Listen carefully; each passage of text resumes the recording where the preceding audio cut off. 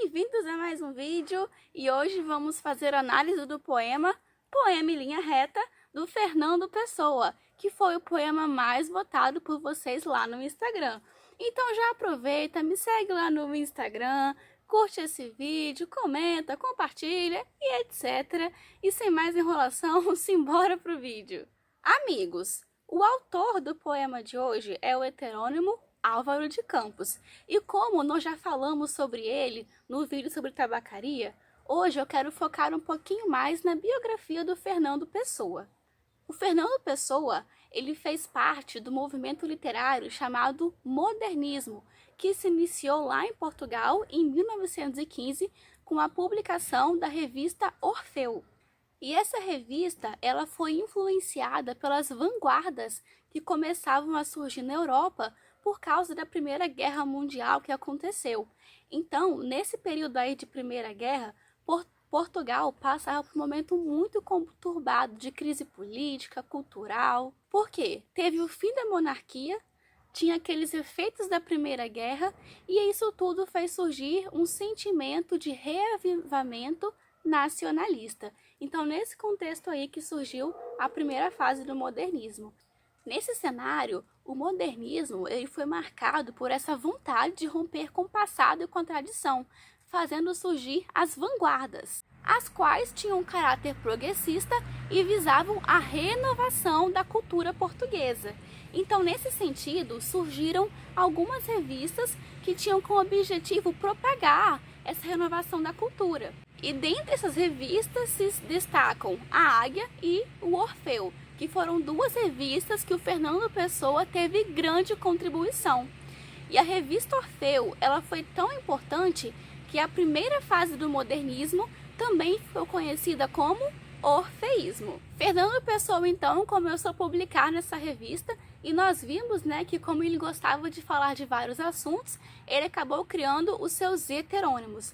Então, numa carta que ele escreveu a Casais Monteiro sobre os seus heterônimos, ele disse assim: "Sinto-me múltiplo, sou como um quarto com inúmeros espelhos fantásticos que torcem para reflexões falsas uma única anterior realidade que não está em nenhuma e está em todas. Sinto-me viver vidas alheias, em mim, incompletamente, como se o meu ser participasse de todos os homens."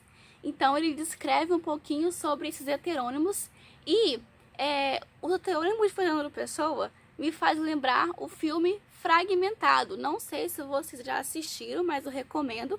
Esse filme faz parte de uma trilogia em que basicamente o diretor, que eu esqueci o nome dele agora, mas eu vou deixar aqui para vocês, ele cria uma teoria sobre os super-heróis, que para ele existem pessoas com superpoderes na vida real, e aí ele cria toda uma teoria fantástica, e no filme Fragmentado nós nos deparamos com o nosso personagem principal, que ele sofre do transtorno dissociativo de identidade, que é quando a pessoa ela tem mais de uma identidade dentro dela.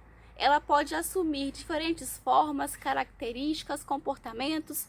Por exemplo, se eu tivesse transtorno, eu posso ser essa Luana que você está vendo, mas por causa desse transtorno, eu posso me transformar em uma pessoa completamente diferente de mim. E nesse filme Fragmentado, retrata isso. A pessoa, ele tem várias identidades. Eu acho que são mais de 24 personalidades dentro dele, e é muito legal ver como o filme se desenvolve. Então fica aí uma dica. Vamos falar então de Álvaro de Campos, que ganhou destaque por ser o mais afinado com o modernismo e também com o futurismo, e porque a sua poesia busca mimetizar o ritmo da vida contemporânea. Então nós vimos que o Álvaro de Campos, ele é formado em engenharia e ele é voltado para o presente, apesar de trazer consigo uma saudade da infância. Então, seus versos, eles contêm uma energia explosiva, que busca imitar o ritmo da vida contemporânea, O mundo contemporâneo marcado por máquinas, velocidades, e também porque ele estava afinado muito com o futurismo, e o futurismo tem todas essas características. E a sua poesia, ela é solta, ela é febril, cheia de gritos e exclamações que interrogam sobre a vida ali moderna, a vida contemporânea que estava surgindo. E o poema de hoje traz muitas interrogações de Álvaro de Campos, que se busca indignado com a hipocrisia das pessoas daquela época. Então, a análise que eu vou fazer aqui, a priori, é da Carolina, que eu deixei as referências aqui na descrição do vídeo, vale a pena você dar uma conferida. Então, nesse poema em linha reta, o título ele já sugere, vai ser na lata. Vou mandar aqui a direta mesmo, vai ser uma coisa reta, linha reta aqui, papo reto. E o poema ele começa assim: nunca conheci quem tivesse levado porrada. Todos os meus conhecidos têm sido campeões em tudo. Então, ele já começa a denunciar as pessoas que fingem ser uma coisa, que fingem ter uma vida perfeita, as pessoas que não levam porrada em nada, ou seja, que são campeões em tudo, que não têm frustrações, que o destino dá tudo certo, né? O início de um sonho deu tudo certo. Então, ele já denuncia essas pessoas que fingem ter a vida perfeita. Em protesto a essa hipocrisia, o que o Álvaro de Campos vai fazer? Ele vai começar a listar todos os seus defeitos, a falar que ele é humano, que ele erra sim e que ele não vai ficar escondendo os seus defeitos. Então ele fala assim: eu, que tantas vezes tenho sido ridículo, absurdo, que tenho enrolado os pés publicamente nos tapetes das etiquetas, que tenho sido grotesco, mesquinho, submisso e arrogante, que tenho sofrido enxovalhos e calado, que quando não tenho calado, tenho sido mais ridículo ainda. Eu, que tenho sido cômico às criadas de hotel. Eu, que tenho sentido o piscar de olhos dos moços dos fretes. Então, nessa parte aí, o eu lírico, ele confessa sua incapacidade de se relacionar com as pessoas. E aí ele fala que ele foi ridículo, mesquinho, grotesco e que ele acaba se humilhando por não saber agir em público. Que essa parte que ele fala, enrolar os pés publicamente nos tapetes de etiquetas. Ou seja, como eu não sei agir em público de acordo com todo mundo acha que é bom, eu acabo me humilhando. E por causa dessa humilhação, ele admite que ele é maltratado por todo mundo, porque ele não sabe como lidar com a pessoa, como encarar a pessoa. E aí, quando ele tenta interagir com alguém, tentar responder, ele fala que ele acaba se humilhando mais ainda, nessa parte aqui, que quando não tenho calado, tenho sido mais ridículo ainda. E nesse trecho também, ele fala que o seu comportamento inadequado é também desprezado até pelos empregados do hotel, que deveriam, né, tratá-lo com algum respeito, mas como o comportamento dele é inadequado, a sociedade perfeita, até os empregados do hotel acabam desprezando ele. E aí no próximo verso ele fala assim: eu, que tenho feito vergonhas financeiras, pedido emprestado sem pagar, eu, que quando a hora do soco surgiu, me tenho agachado para fora da possibilidade do soco. Então aqui ele confessa pra gente que ele é uma pessoa desonesta, que ele é uma pessoa endividada. E aí, né, ao falar dessa forma, a falar as suas vergonhas financeiras, ele não faz isso para tentar se ridicularizar, mas ele faz isso para ir contra um tabu da sociedade daquela época. E nessa parte do soco aí, ele admite que ele é uma pessoa covarde, que ele é incapaz de lutar por ele mesmo, pela sua honra. E aí quando, em vez de ele defender a honra dele, ele se abaixa, ele desvia do soco. Por quê? Ele é uma pessoa covarde, ele não é perfeito, igual todo mundo tá falando. E aí ele continua assim no poema, eu, que tenho sofrido a angústia das pequenas coisas ridículas, eu verifico que não tenho par nisso tudo neste mundo. Então ele fala como ele se sente isolado do mundo, porque ele não consegue encontrar outra pessoa que também consegue admitir que é uma pessoa falha, que é uma pessoa imperfeita.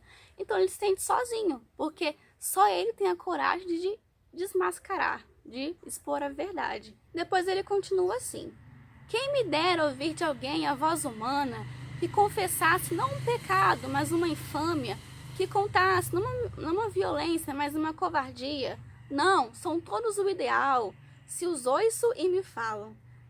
Quem há neste largo mundo que me confesse que uma vez foi vil? Ó príncipes, meus irmãos. É que ele fala, quem me dera encontrar alguém que fosse humano, que tivesse a capacidade de contar um defeito seu, sem ficar mascarando ele. Porque às vezes a gente conta uma coisa nossa ruim, mas a gente enfeita ela, né? Parecer que é menos ruim. Ele aqui fala, não, quem me dera se alguém conseguisse falar na lata assim, ó, a coisa ruim que fez, sem ficar enfeitando nada. Então, Álvaro de Campos, ele critica esse mundo de aparências da vida moderna, e ele vai terminando o poema assim. Ah, estou farto de semideuses. Onde é que há gente no mundo? Então só eu que é vil e errôneo nesta terra? Então aqui ele tá só concretizando o seu cansaço, a sua irritação com a falsidade dos outros, que mesmo quando sofre, né, alguma adversidade, algum problema, mantém a postura. Sabe aquelas pessoas perfeitas que nada aflige? Pode cair o mundo, que elas mantêm a compostura. Não tem um ato falho, uma ira, uma raiva, não tem nada. Então ele fica estressado com isso, com esse povo que é um imortal, como ele fala, um semideus. E o poema vai terminando com ele falando que é impossível ele conseguir se relacionar com as pessoas, porque essas pessoas são seus superiores. Ou seja, pessoas perfeitas e inalcançáveis, que eu vou ter que sempre ficar assim, prestando continência para elas. Então esse poema é uma grande crítica às pessoas que querem manter uma imagem pública adequada e não revelam as suas falsidades. E com esse poema, aí eu já parto para uma análise minha, tá? Não é mais da Carolina. Nesse poema, parece que o Álvaro de Campos, ele profetizou a vida que estamos vivendo hoje, que é a vida das aparências das redes sociais, do Instagram, do Facebook, porque na internet todo mundo é perfeito. Na internet todo mundo só posta quando a vida tá boa. Vai no restaurante, posta aquelas fotos de prato chique. Os filtros do Instagram, né, que a gente nem precisa mais se maquiar não, só põe o filtro lá, ó, e fala, galera, olha, e aí tem até uns memes que falam, né, que eu vi esses dias, ah, a menina foi na minha casa, mas ela veio sem o filtro do Instagram, ou seja, a menina chegou na casa do menino e era uma pessoa completamente diferente, porque ela estava sem filtro. E por causa disso, não é raro você ouvir que tem gente que tem a sua autoestima baixada quando entra no Instagram. E hoje em dia, por causa disso, até se fala muito em detox digital, né? De você parar de seguir essas pessoas que te fazem sentir inferior, que te fazem sentir mal. De você seguir só páginas que te põem pra cima, que te inspiram, te motivam. Então, já naquela época, o Álvaro de Campos satirizava essas pessoas que são perfeitas, que não erram nunca. E hoje em dia, a gente tem muito o conceito do cancelamento. E para mim, eu sempre tive na minha cabeça que esse cancelamento veio porque começamos a nos dar conta que os nossos ídolos são pessoas humanas como a gente. Porque a gente sempre coloca as pessoas famosas que a gente gosta num pedestal, né? Que a pessoa é rainha, nunca errou, que é princesa. E aí quando esses ídolos, que são humanos como a gente, revelam algum traço de humanidade, algum pecado, alguma coisa errada, a gente cancela todo mundo. Vamos cancelar. É claro que não podem ser toleradas nenhuma forma de discriminação, de racismo, homofobia. Isso sim tem que ser combatido. Mas às vezes as pessoas são canceladas por coisas assim que você mesmo faria. Que você mesma faria se ninguém estivesse olhando. Então nós temos aí esse BBB, né, que todo mundo fica cancelando todo mundo.